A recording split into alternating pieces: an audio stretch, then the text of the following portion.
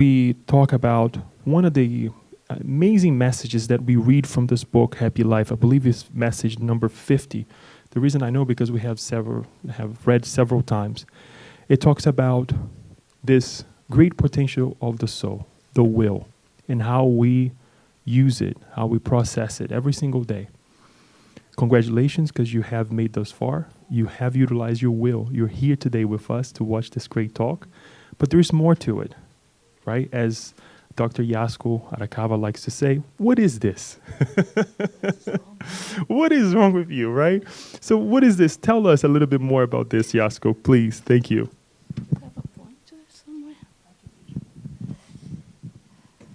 Good afternoon, everyone. Be all the peace and harmony be with us, with all the inspiration from the high. I'm not used to this microphone, so let's see if I behave well here. Let's read first this statement from one of the greatest scientists of this modern era, Albert Einstein, that has to do with this energy, with the will, how much we put our will to work for us. He says, everything is energy, and that's all there is to it. There's nothing else than energy. Everything, from here, from the subatomic level, biological level, to the universe, to the multi-universe, if we wish. Match the frequency of the reality you want. So I need to know what I want. Do we know what we want to achieve, to accomplish? Or we just praying for God, praying for the third party to do for us? But it says, match the frequency of the reality you want, and you cannot help but get that reality. It can be no other way. This is not philosophy. This is physics. It's the physics of energy. Okay. So the first question, I put it here. I may come back to the same question, so think about. What is important in the successful achievement of your goal? Any goal. Well, I wish. It's like a resolution. We are still in the second month of the year, so we still have our resolution for this 2020 year very fresh in our mind. Can be diet, can be make more money, can organize my life, can clean my house, my closet, whatever small thing could be, is a resolution. I always start in my point of view, more or less with some thoughts. Some thoughts. Wow, I should do that, or I saw something that triggered that thought. Then, if that thought comes twice, 3 times, it becomes an intention. I said, oh, I wish I could do that. I intend to do that. But that is not enough. We have to have really a will to do that. And that is the point when the Spirit's book says our will is not that strong as we think. And then once our will is really put it on, we have to put in actions. But we need to have direction. Because I can have a will, a good intent, but if I put my GPS in the wrong direction, I may end up in a different place. Although everything before was good. So the target, actually, the actions and the directions are fundamentally the end point. But we can stop and make a mess in any point here, and then we say, well, I failed. That is the 3rd time I'm trying, and I failed. So I want you to think about in what part you're more vulnerable to fail. Is the thought that is not there? Is the intention that is not clearly conscious? The will? Or you kind of messing up the direction, put something before the other thing so it doesn't get a very positive, successful endpoint. So you see here is a picture of a neuron, which we have billions inside our brain. It has many dots, many connections with the other neurons. And they fire a lot of electricity, literally electricity, which is called action potentials, and then that will trigger the release of some neurochemicals, which we know, dopamine is good, serotonin is good, but noradrenaline probably, if it's too much, is not good, all those neurochemicals. So let's see, this guy is a scientist, but works in the clinics. That's how science is getting to define and to search and research about those before seen as virtual, untangible feelings, markers, like intention. He says intention is defined from the scientific point of view, okay, in our days, is defined as a directed thought to perform a determined action. So comes from the thought and then put forward in action. Thoughts, objects, and practically all living things from unicellular organisms to human beings also like, I think it's kind of mixed up. It says that is all those unicellulars to all big guys has what we call light, photons. And in the biological system, we say biophotons, which is the mechanism through which the intention is stored, some kind of intention is stored in the cell. So our DNA has a spot which store these photons, and they meet the photons too, that becomes intention, thought and intention. When the organism is sick, changes in biophotons manifest itself as an electric and magnetic energy, producing an ordered, highly or changing molecular order of the matters. I think when we fix this, got mixed up. But anyway, what it says that when we get sick, so we get out from the healthy mode, we change this biophotons emission from the cells, and that the whole thing changes the matter, changes the tissue, changes how the cells fire to each other, communicate to each other. And so there is a parallel between sickness, which we say, well, I'm sick, and what is going on intracellularly, cellularly. And this through these photons, light. So biophotons are photons of light in the ultraviolet, so UV and low visible light range. So it's in the low level that are produced by biological systems. So it's just to say, instead of say just photons, we say biophotons. There is some certain type of frequency. But you see, the whole planet Earth, and I'm sure it's occurring in all planets, all stars, there is this magnetic field, electromagnetic field that we are immersed in. And of course, the highest of this magnetic field produced by human body is the heart. The heart has the strongest waves of electromagnet that can be detected by very simple machine from far from the real heart, from the outside body.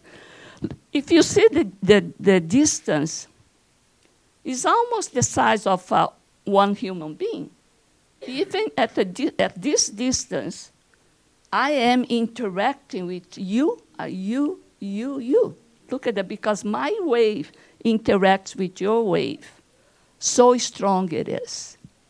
And so the brain too, but is weaker. The brain is weaker than the heart because the heart is in synchrony. When it has a beat, many cells beat at the same time.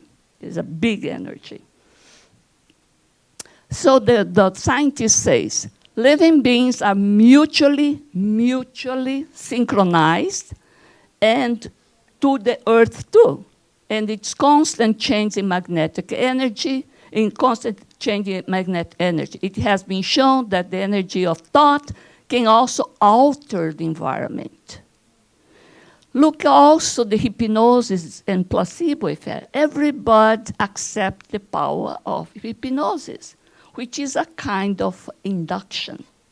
The ones that are trained to hypnotize, they induce that state to the patient. And so the placebo effect. If I tell the patient, oh, this is the best drug, it's a brand new drug that will work on you, 30% of the people will be better, although it's a sugar pill. So it's an induction of this change in consciousness. Cases of spontaneous cures or remote healing of extremely ill patients represent instances of an exceedingly great intention to control diseases menacing our lives. The intention to heal, as well as the beliefs of the sick person on the efficacy of the healing influence, promote their healing. So it is important to really, we have the wanting. I want to be healed. So the drug can make much more, be more efficacious, or the treatment. But be careful, they say. That is, instead placebo, that is what we call nocebo, or low expectation effects.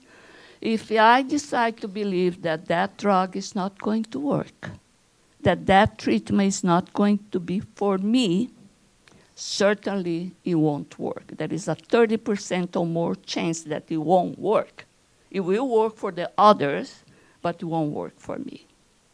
So this is very serious, he says. This group from Munich, Germany, it was a very big review. And they said that is not only does the nocebo effect exist, but it is surprisingly common. Surprisingly common. So if you decide that you are a cancerous patient, you will have more chance to die than a person that says, I have a cancer. Have, you cannot have if with the treatment. But if you define yourself as a sick person, it's different from, oh, I have a cold, than to say, I am a sick person. It's a negative thing. So the verdict that he gives is, if you believe a treatment won't help for you, it probably won't, and vice versa. So it's the power of imagination, suggestion, that works in the hypnosis, placebo effect, nocebo effect, is the suggestion. Okay, so now I go to what is the topic of this talk, and this mainly I brought from this book, which is not in English yet. It's by Leon Denis, The Problem of the Being, of the Destiny, and of the Pain. I think in the third part of this book, he talks about a lot of potentials of the soul. And one of the most important potentials of the soul is the will.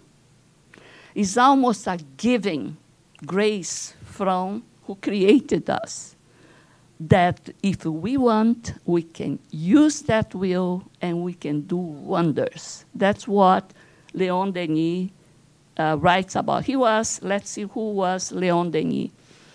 He was younger than Kardec, as you see, 1846, so But by the time Kardec published the Spirit's book, he was a young guy, philosopher, and he was a notable Spiritist philosopher, and with Gabriel Delanne, which was electric engineer, and Camille Flammarion, the astronomer of his time, became one of the principal exponents of Spiritism after the death of Allan Kardec. They said that if Allan Kardec would have failed in his mission, in the codification, most like one of these three people, and Leon Denis was the first to get the job. He was a substitute in the Spirit's mind, plan. But look at what the Spiritist book says about the will. Question 909. Could man always, by his efforts, overcome his bad tendencies? Tendencies, I mean, it can be like weak will, impatience, laziness, being a mess, not to be well directed, many things, bad tendencies that we bring from past lives. He says, yes, we can really overcome, and often making very insignificant effort. That drove me a little crazy because I felt that's not fair. It's difficult too, but he says, making very insignificant effort. That's what the Spirit said. Insignificant effort. What he likes, the person, is the will. And how few of you make this effort. Pulling our ear, saying, and you don't do that. We know you don't do that. You could do that, but you don't. Okay. So what the book says, in the first part of the book, he says, the first part of the book led us to glimpse the powerful network of forces, energies hidden within us, from the intracellular, intratomic level to, the organs, the whole body, our aura, etc. It has shown us that our entire future in its unlimited development is contained within the germ. The causes of happiness are not in certain places in space. They are in us. The causes are within us of our happiness, or unhappiness, of course. In the mysterious death of the soul, which is confirmed by all the great doctrines. It's not only Spiritism, Christianity that says that. All the Eastern philosophies, they say that. It's within us, in our reach. Look how he poses. We spend our lives on trivial, useless things. We have walked the path of our existence without knowing ourselves, the psychic riches, the values of which would give us innumerable joys. How come if we have all these things, we still trying to be unhappy? We still decide not to use all this power. What is going on with us? What is wrong with us?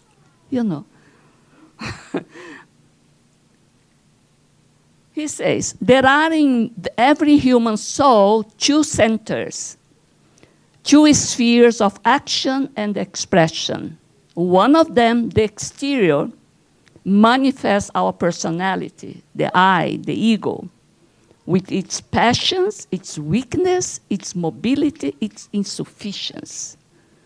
As long as this one is the regulator of our course, we will have an inferior life full of trials and evils. It is tough. So we are wasting or giving too much power to the ego, to the external. And we letting the external to rule our life. Is this true, or you think that he is exaggerating? How much we are worried about the opinion of the outsiders, that even they don't know us. How much we want to match to their expectation, fashion, hairstyle, how we talk, language, etc. Why are we so worried about the others and forget to be ourselves? And say, especially in teenage and college, today I was listening, it is so difficult. We want to match to the group. We want the others to give us the value, to define us.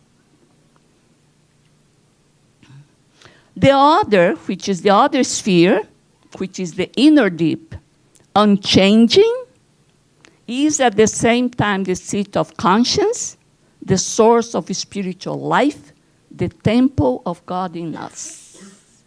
It is only when this center of action dominates the other, the ego, when its impulses direct us, is that our hidden powers reveal themselves, and that the spirit asserts itself in its brightness and beauty.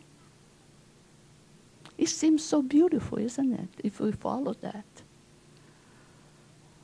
But by what means can we put our inner powers in motion and direct them towards the higher ideal? It's the will. We have to change the will, the strength, the intensity, and also the direction of the will.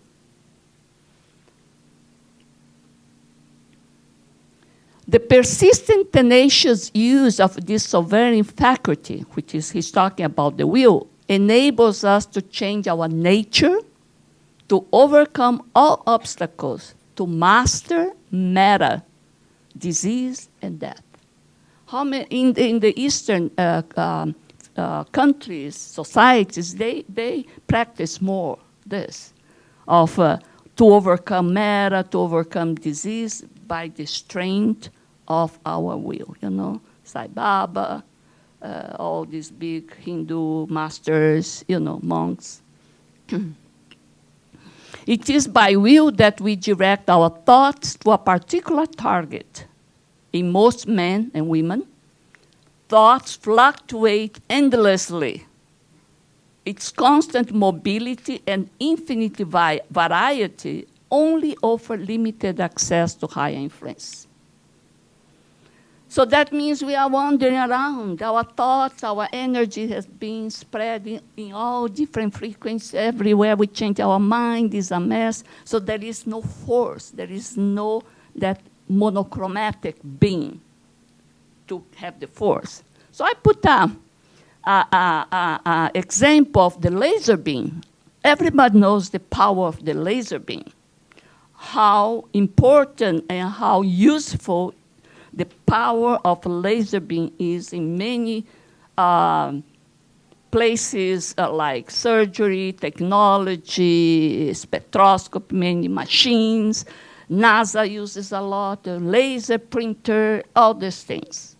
But why laser is so powerful compared to, they say, the other LED light? The LED light has to be a more diffuse. The usefulness is based also in this diffuse, different frequency. Look at that. Because laser light is coherent, it seems kind of, oh, are you coherent? But this is a physics parameter. Yeah, you are incoherent. You're not saying one-to-one, you know. But physics says also uses the same word, coherent and incoherent. So coherent when you see that you have not only one given frequency is monochromatic, but they all synchronize. So there is a power in the peak. While this other light, you see, not only the frequencies are different, but they are spread all over the place in time. They are not resonating. They're not synchronized. That's how the power of the laser beam comes. It can do wonders. Pointy surgery, etc. The same, who does this kind of sport, they know if each one of these sportmen decided to do one move different from the other and not follow the commander that is saying, now I don't know what kind of word they say, they won't go forward in this. They have to follow a command and has to be very precise in order to win the game. Otherwise, it won't move. So it's the same example. This woman, he became very, very famous. I don't know if people know, I think it was the Los Angeles Olympics. She was the first time that the women marathon was allowed in the Olympic game. So let's see how her story. Gabriela Anderson Chase was a ski instructor in the U.S. state of Idaho. When she represented Switzerland at the 1884 Olympics in Los Angeles. 20 minutes after the winner, Joan Benoit, crossed the finish line, the 39-year-old Gabriela staggered into the stadium. She appeared in the stage, and you have to do the whole round there. Suffering from heat prostration. Her right leg was stiff. Her left arm was hanging limply at her side. While spectators gasped in horror, doctors noted that she was perspiring, a good sign, and they let her continue. So they were around her, but they could not touch her, otherwise she would be declassified. For 5 minutes and 45 seconds, she lurched along the final lap around the track, occasionally stopping and holding her head. Finally, she fell across the finish line and into the arms of waiting medics under the stress place 37 place. People that saw this event, they were already, the TV was already broadcast other type of events, but suddenly that stadium, it was in a big, big, big noise. And they want to know what was going on. And all the TV stations switched to this stadium to follow this lady. That first place lady is not even known, probably.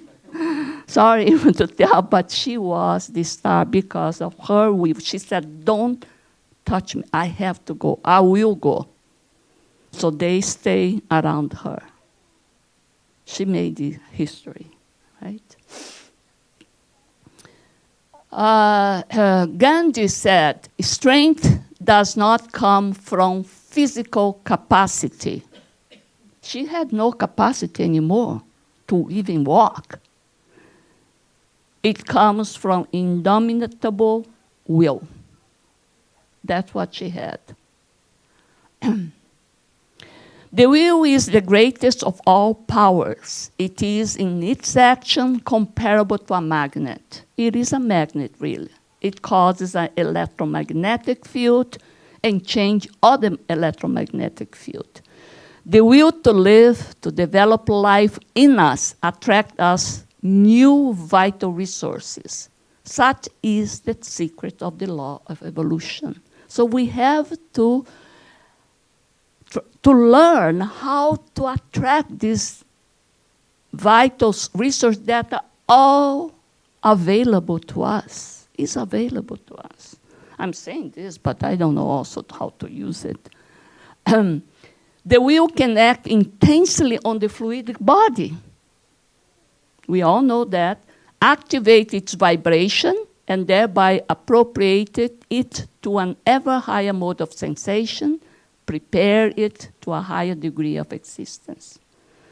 That Japanese scientists that changed the quality the beauty of the water molecules by the intention, by the thought. It was a beautiful crystals as compared to a amorphous or bad shape of this water when the thoughts were negative. High spirits see and hear each other's thoughts. So they can hear our thoughts. But why can't we? They say, while ours are often in disagreement and confusion. Because we are one day, 1 hour, 30 seconds late, 5 seconds, we are all confused. Our thoughts are not synchronized. Let us learn then to use our will and through it to unite our thoughts with all that is great, with the universal harmony whose vibration fill the space and cradle the worlds. So we have to connect to the high, all this field of energy and search for the highest one. This is another case where the will makes a big news. Roger Bannister in 1954. He was in 2 Olympics. He tried to break this 4-minute barrier for 1 mile. In 1940, it was not Olympics, it was another competition. He actually succeeded. It was 3 minutes and 59 seconds. Guess what? But 50-something minutes later, he broke his own record. And we hear this in the Olympics, in gymnastics. Once one do, many start to do the same. Triple, axel, all these things. Why these 14 years or many years of not accomplishing? And suddenly everybody starts. So suddenly everyone was able to do it, proving an important lesson. Once you stop believing something is impossible, it becomes possible. I always want, if I know that person got it, that I know is one step forward for me. Because if that person got it, I know I can. But how about if we are the first to prove that it's possible, right? So your negative beliefs are powerful. If you believe something is impossible, that belief will erode your confidence, will destroy your confidence, and turn that impossible belief into self-fulfilling prophecy. Can you believe my whole existence be so prophetic? And because in one time before I decided that is not impossible, that was impossible for me, or somebody said that was impossible for me. Some neighbor, father, mother, old sister, whatever. It's terrible, isn't it? But positive beliefs are even more powerful. If you believe you can and will do something, you will find the means to make it happen. Imagine how the world would be if John Kennedy believed that it was impossible to put a man in the moon.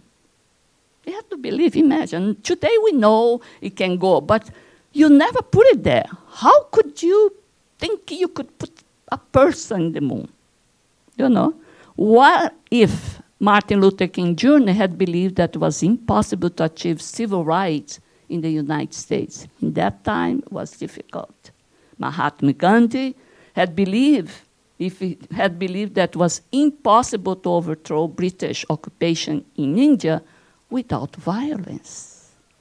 Wow, it was almost something impossible.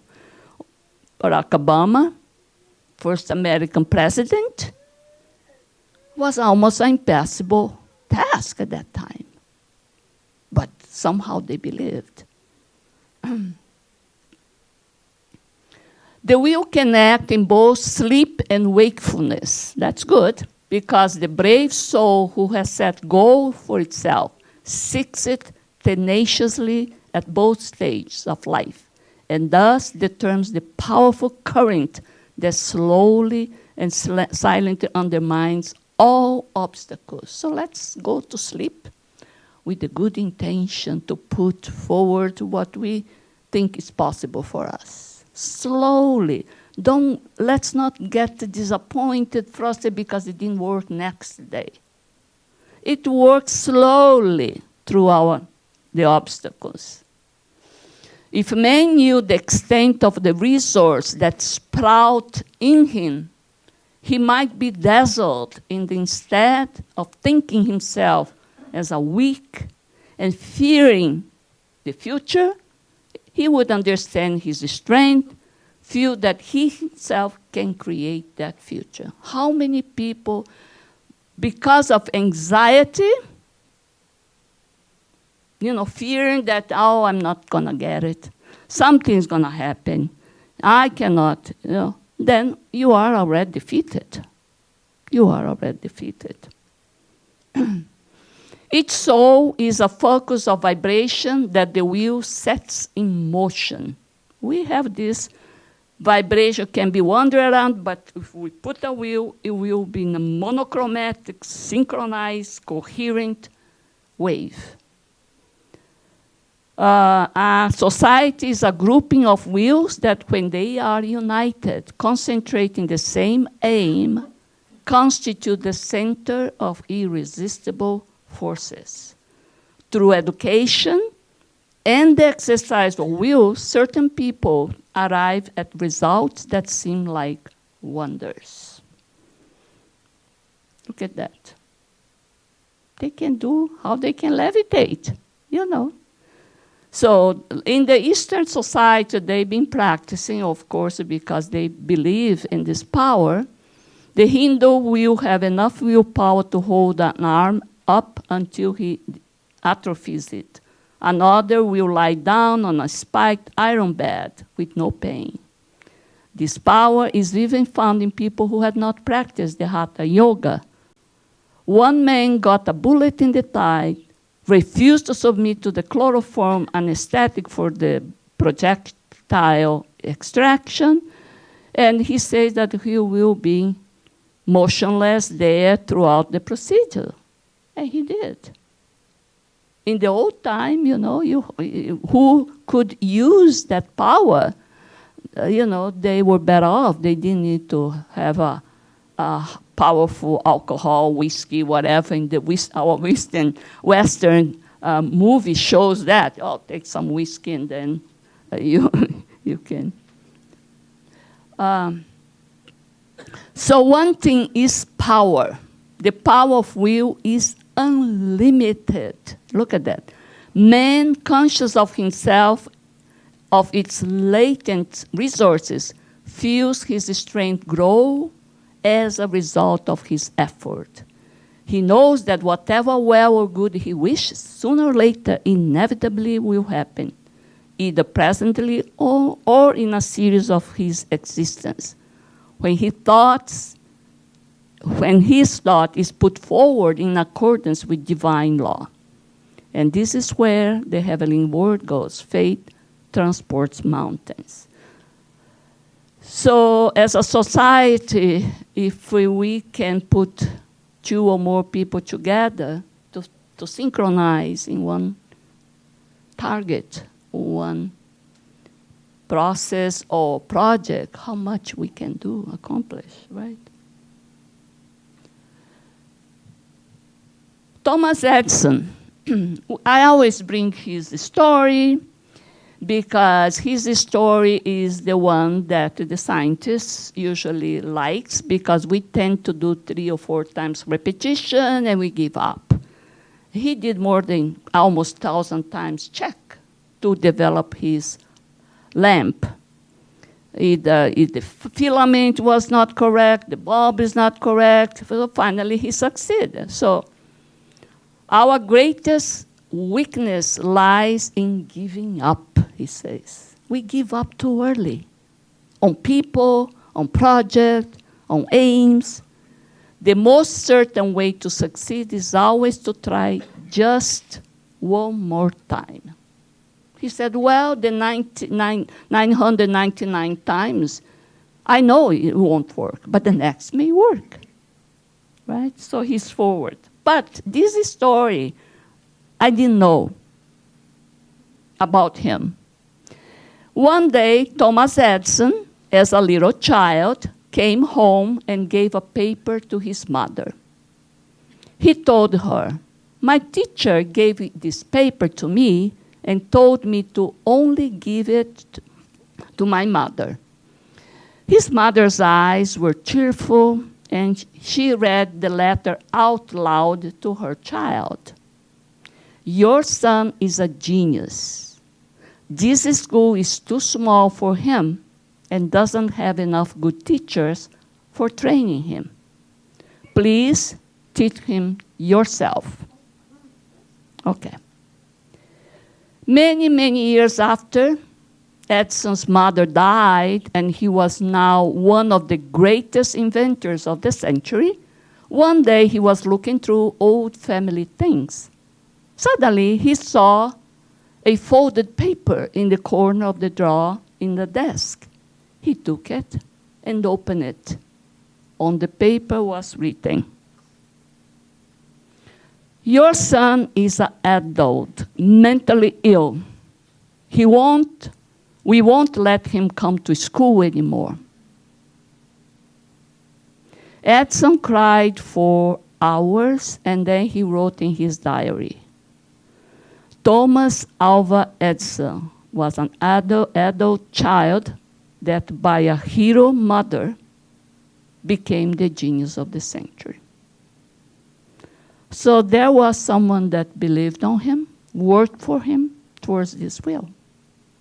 We hope to find, if it's not our teacher, a neighbor, we always have beautiful stories about someone saving that person, that child, that everybody said that hopeless, no future. You're meant to be a criminal. And someone believed otherwise. So now comes the question for us to think about. So successful achievement of any goal is a continuous process. We can decide to go around, to break the barrier, to make a hole, to jump, whatever ways we think it will seem more successful. So my question is, during the question session, if nobody has other question, what step is the hardest roadblock to your success? Where you think you are failing most of the time? Unfocused thought? Your thought quality is not that, wandering around, wasting in other thoughts that is not productive? Lack of intention? We can stop, just thought. Oh, I thought about, but you never had the intention to do so. Weak will, like the Spirit say, well, your will is very weak. You don't apply that in your everyday business. To set directions? I don't know well how to put it. I go wandering wrong direction. Suddenly I see that thing didn't work for me, work for the other. But why didn't work for you, work for the other? Probably you didn't went thoroughly all what you are, your lifestyle, to see, oh, I should copy other one. No, it doesn't work like this. It has to be for us, matched to our, what we are, to take actions. We went, we know the direction, but it was difficult. Came all this stuff, all the problem. I had to go this. I didn't realize I had to go to work in another state or whatever. But Jesus said something warning us there is one part that is ours. We have to do it. We can ask help to the incarnated friends, to the discarnated mentors, to Jesus, to God. But if we don't do our part, they won't come to help. They say, ask and it will be given to you. So I have to ask. In order to ask, I have to formulate well what I'm asking. Seek and you will find. So I have to start to move, knock, and the door will be open. So it needs our contribution first, and then the things comes. We have to set the first motion. This is Matthew 7, verses 7. Okay, so finished. Thank you.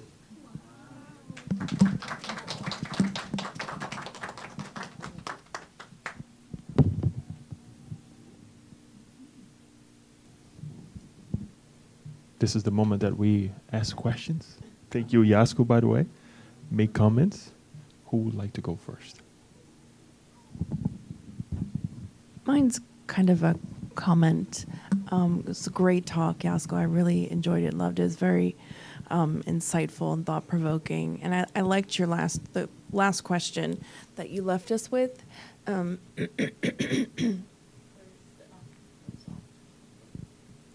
Yeah, what step is the hardest roadblock to your success?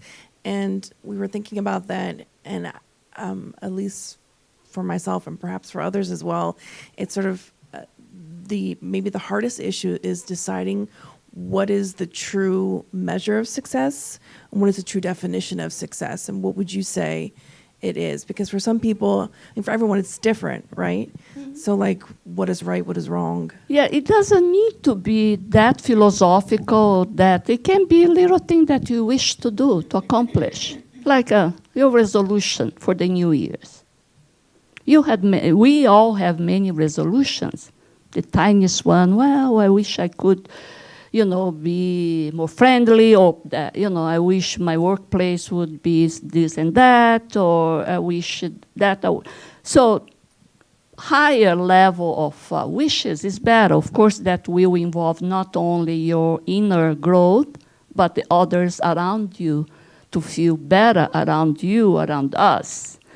So it matters only to each one of us. That's what we say. It doesn't matter the others. We are paying attention too much to what the other think. Probably the other one has other interests, other success parameters, which is not mine. Well, to be rich, to have money, no, it's not mine. How come? Many have.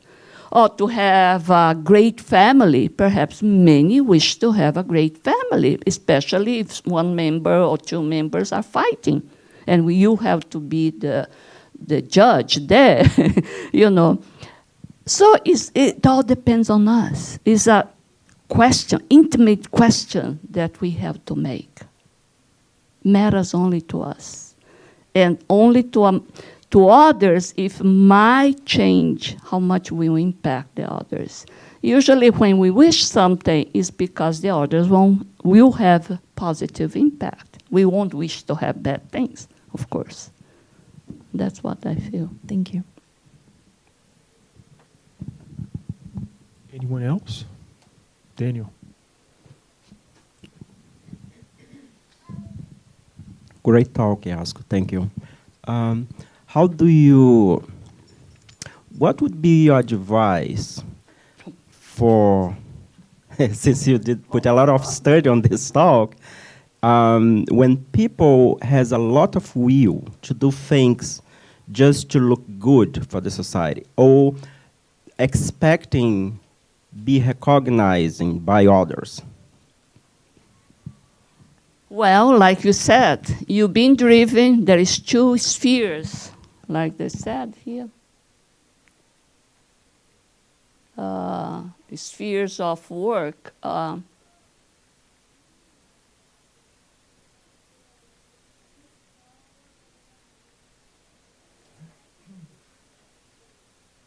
Here. You see, in every human soul, there's two centers of action and expression. One that is driven by this exterior, which you said. I'm worried about my appearance, my ego, I, and what people think about this.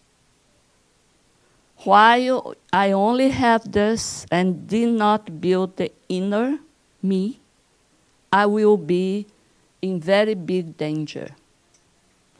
Because first of all, you cannot trust the outside, because they may even lie to you just to make you feel defeated. How many people don't wish good for us? You know, put a little leg for you to stumble.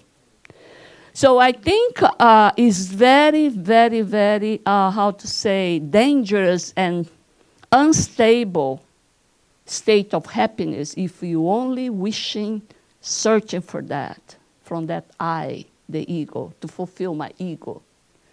But if you say, well, why I want to be presented in a good way, I want to be a pleasant person, you know, not just to make money, but because by doing so, you know, I'm creating a level of inner transformation, not only on me, because now things that was well thought, you know, almost consciously, now became, as I repeat, that my behavior becomes an automated behavior. So I don't need anymore to be dressing in fashion in order to people to feel good around me. And I don't even need anymore their approval. Not that I'm in an obnoxious way, but yes, because I have my inner me, inner deep, that say, I am in the correct path. That's what I feel. So it's very dangerous to do that. Thank you. This was very inspirational. I'd like to tag into this same slide because as you were, as you were presenting this material, I was thinking about Mitt Romney this week. And I'm not sure how many people here heard his statement. And how many people... His opinion, his right. position, but not his statement. Well, I mean, the position. How many people were like moved, you know, in this soul-like, faith-based way when you heard his words? I would just encourage people to YouTube it. It's very powerful to see how this man, very much in the public eye, got to this moment in his life, and it was the product of all the things that came before it. That he had the courage to stand alone in his party and make this decision. And you could see he struggled as he even spoke it, but it's so confirmed. Emotional, yeah. Yeah. The power of faith and the strength of identifying with your conscience and your spirit. So he will join other profiles in courage, which we'd like to see more examples of, but so amazing. So it is really difficult to think about, oh, yeah, put the person in the moon. But in that moment, nobody did that. He was the only voice against, to vote against. How difficult, unexpected was. I don't know, even his inner circle. I don't know if his family, his, you know, can you believe you have to, but he said he had that strength, this inner strength, because that he had to have his conscience in peace. Or, not in peace, but work together with what he believed. He could not betray himself, his inner God. He could not.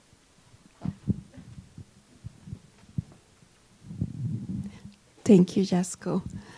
I was wondering if Leon Denis, as an author, as Joanna De Angelis, when she brings these topics in psychology, she expresses the problem, the situation, right?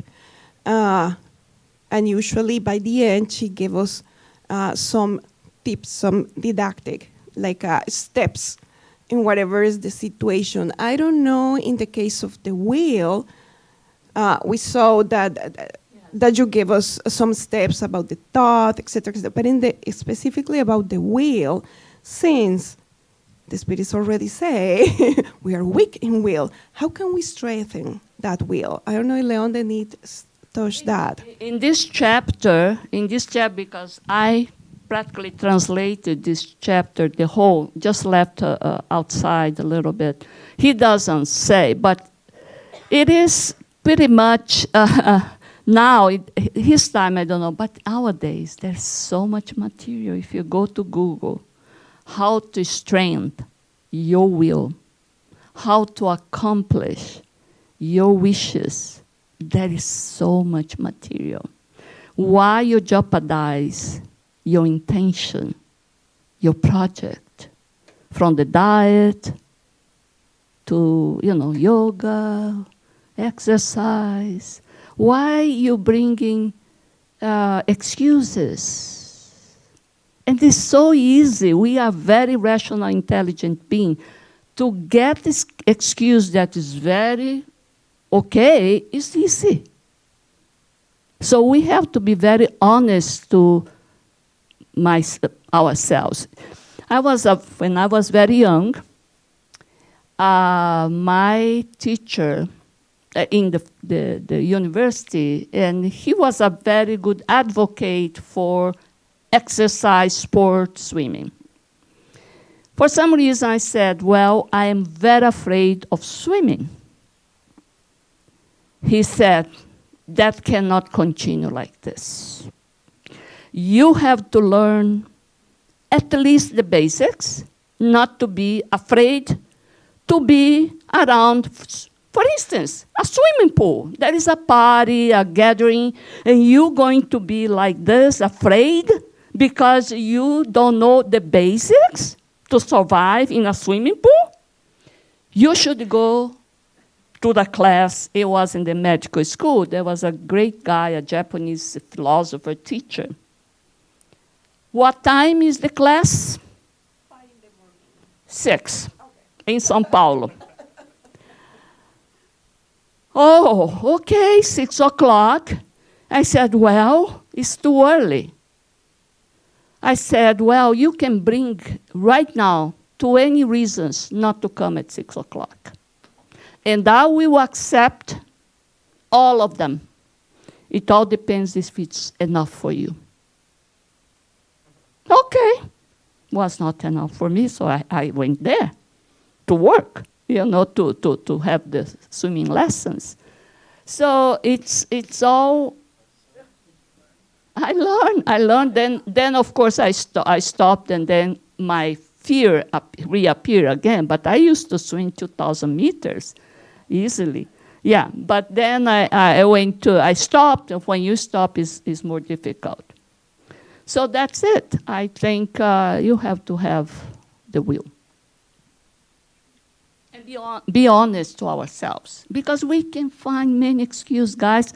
We are very intelligent beings. Very intelligent. Yes, can you put on that last... huh? I'm trying to stay away from the camera. What? The last one. One of the things that I would like to comment on, and I think it goes right with what Alba asked, is I'll wait until it gets there. There. One more. Yes.